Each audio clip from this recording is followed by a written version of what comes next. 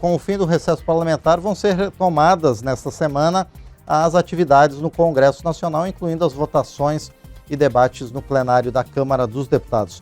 E quais serão os temas prioritários para este semestre dentro aqui da Câmara dos Deputados, tanto para o governo quanto para a oposição? Hoje é a vez da gente falar com o deputado Luiz Felipe de Orleans e Bragança, do PL de São Paulo, ele que, por sua vez, é vice-líder da oposição na Câmara dos Deputados. Deputado Luiz Felipe, bom dia, obrigado por estar conosco no painel eletrônico. Muito bom dia, muito obrigado por estar me recebendo. Deputado, o prazer é nosso em estar com o senhor aqui no painel eletrônico no dia de hoje. Bom, deputado Luiz Felipe de Orleans e Bragança, no primeiro semestre a reforma tributária foi votada aqui na Câmara, assim como outros temas como o arcabouço fiscal e também o voto de qualidade no CARF. Para o segundo semestre, deputado, a pauta econômica deve continuar sendo o motor da Câmara dos Deputados? Sim, eu acho que infelizmente, eu acho que o governo ele quer se consolidar na sua capacidade de controlar o sistema arrecadatório, centralizar ainda mais as políticas públicas, centralizar ainda mais a arrecadação em Brasília. Então, esses temas ainda não estão pacificados, porque ainda tem uma etapa, ou uma parte delas na Câmara, outra parte no Senado. Então, estamos vendo o Senado aqui avaliando a questão não só do voto de qualidade, mas também a questão da reforma tributária, e do lado dos deputados nós estamos ainda vendo aqui a questão do arcabouço fiscal, que vai criar um buraco ainda maior quando voltou do Senado, né? Então nós tínhamos já um problema com o arcabouço fiscal que foi aprovado e ele voltou pior ainda do Senado. Então agora a Câmara terá que rever isso aí ou aprovar o que esperamos que não ocorra. Mas de qualquer maneira, o governo está se consolidando apoio político, comprando parlamentares, comprando líderes políticos e partidos, colocando para dentro do governo com orçamentos e ministérios, e ao mesmo tempo quer consolidar o seu poderio de controle econômico de toda a nação através dessas reformas tributárias e, como mencionou aí, de voto de qualidade do CARF, que dá uma vantagem desproporcional e desleal ao povo brasileiro no que tange a qualquer disputa tributária, o governo sai ganhando. Então, temos tudo isso ainda a ser polido, mas infelizmente está na mesa. Agora, deputado Luiz Felipe, como é que deve se comportar a oposição diante da vinda desses temas, então, para o Congresso? Bem, considerando que as propostas só têm piorado, nós temos que reafirmar o nosso posicionamento. O que seria de grande valia para a oposição seria de ter algum outro poder de barganha a mais do que o governo. O governo tem recursos, tem cargos, tem emendas parlamentares, tem tudo isso que ele coloca à disposição dos partidos do centro. E a oposição não tem absolutamente nada, a não ser o raciocínio e a defesa e a defensoria da cidadania e do povo brasileiro. Então, a opinião pública, se ela pudesse agir junto aos partidos do centro, isso seria de grande valia para a oposição, porque em termos de alavancagem, ou termos de poder de barganha, a oposição tem muito menos a oferecer do que o governo nesse momento. Mas eu acho que esse que eu diria que é o desafio, é criar essas alavancas de barganha para que mais deputados do centro, talvez até alguns partidos do centro, se tornem partidos da oposição. O que nós sabemos que é muito difícil dentro desse contexto de toma lá da cá e de compra de votos e compra de partidos. Enfim, mas esse que seria o desafio agora para a oposição. E, deputado Luiz Felipe, dentro desse contexto, ainda na área econômica, o parlamento deve debater a lei de diretrizes orçamentárias e a própria peça orçamentária nesse segundo semestre. O que a gente pode esperar que vai sair dessas duas leis que são fundamentais para a destinação dos recursos públicos do Brasil?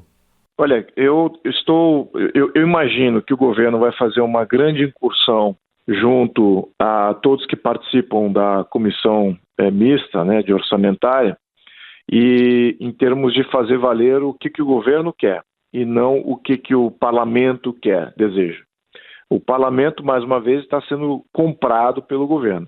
E o governo tem um norte extremamente centralizador, extremamente de comandante das políticas públicas de todo o país a partir do centro.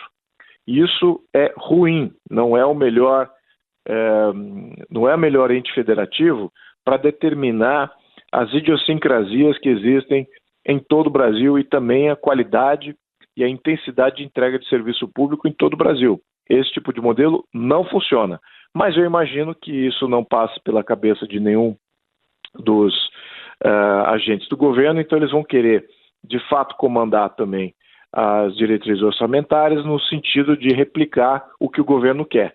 E vão fazer de tudo, como tem feito, em termos de dispêndio de recursos, para comprar os deputados e partidos para alinhar a lei de diretrizes orçamentárias junto com o plano de governo. Então, essa que é a minha expectativa. Infelizmente, esperamos que tenhamos aí deputados e oposição presentes nessas comissões com força o suficiente para, no mínimo, colocar um pouco de bom senso naquilo que está sendo aprovado, para que a gente ainda tenha um Brasil no segundo momento. Sim. E, deputado Luiz Felipe de Orleans e Bragança, além desses temas econômicos, o Congresso deve se debruçar nesse segundo semestre sobre questões relativas ao controle de armas. Parece que nesse sentido vai haver um pouquinho mais de resistência contra os decretos do governo, ou vai ser da mesma forma, deputado? Espero que exista uma consciência, porque muitos dos deputados, independente das suas filiações partidárias, eles têm defesa pessoal, eles têm armas em casa e entendem o benefício que é você se proteger e não depender de agentes públicos para fazer a sua proteção individual, porque é simplesmente impossível que os sistemas de segurança do Brasil protejam a todos a todo momento. Isso não existe em nenhum lugar do mundo. Então, a maioria dos países requer uma cidadania mais ativa na sua proteção individual. E muitos dos deputados, eles sentem exatamente essa realidade. Eles não sentem a utopia que o governo quer implementar, que é um controle de armas em que todo mundo anda desarmado e somente criminosos, aqueles que violam a lei, armados. Isso seguramente aumenta a criminalidade, é um incentivo a todo tipo, toda espécie de violação, e exatamente isso que tem que ser combatido no nível individual, não coletivo através das forças de segurança. E os deputados têm essa consciência. Então, essa amplitude de deputados, como afeta eles individualmente, é bem provável que a gente tenha uma boa resistência aí, uma resistência mais salutar com relação a esse tema, sobretudo sabendo que esse tipo de política que o governo quer implementar, ela é prejudicial à população brasileira, coloca todo brasileiro em risco. Então, quanto mais consciência nós possamos divulgar nesse sentido, melhor também para a opinião pública se solidificar em torno desse tema. Ainda na área de segurança, deputado Luiz Felipe, outro tema que deve continuar a mexer com os trabalhos aqui da Câmara é a CPI do 8 de janeiro, a Comissão Parlamentar Mista do 8 de janeiro, e também a CPI do MST, deputado. Como é que vai ser a atuação da oposição nessas duas comissões? Olha, veja que nós temos aí uma condição assimétrica nessas duas CPIs. Por exemplo, na CPMI do 8 de janeiro, a oposição ela é minoritária, ela não comanda, ela não tem a presidência, não tem a relatoria, e há poucos deputados e senadores que compõem o quadro da comissão. Então, a situação, os governistas estão em maioria, controlam o presidente, controlam o relator e tem maioria ali no comando. Então, eu diria que a CPMI do 8 de janeiro, ela é muito dependente de pressão de opinião pública para a averiguação dos dados. Por quê?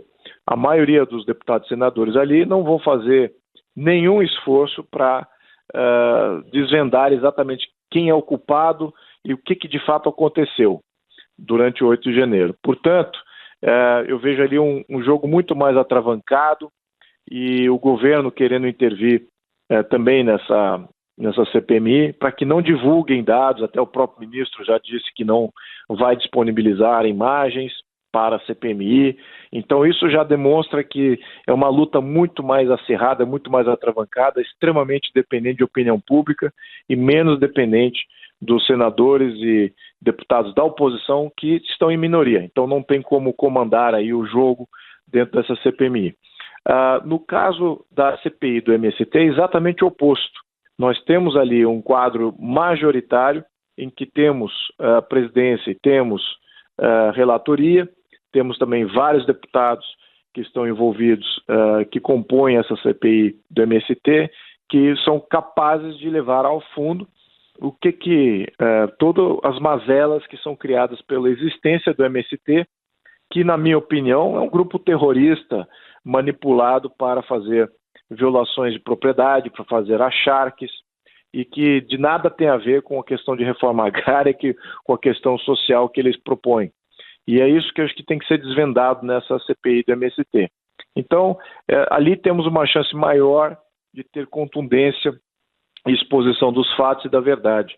Então, isso que eu acho que vai ser a dinâmica de cada uma dessas instituições, CPMI e CPI, e com esse quadro de dinâmica, né? Então, esperamos opinião pública aí na CPMI de 8 de janeiro e temos aí um quadro representativo para a CPI do MST, que é capaz de fazer um bom trabalho aí na desvendar exatamente o que é o MST e por que ele ainda está em existência e se ele vale ou não para a população brasileira.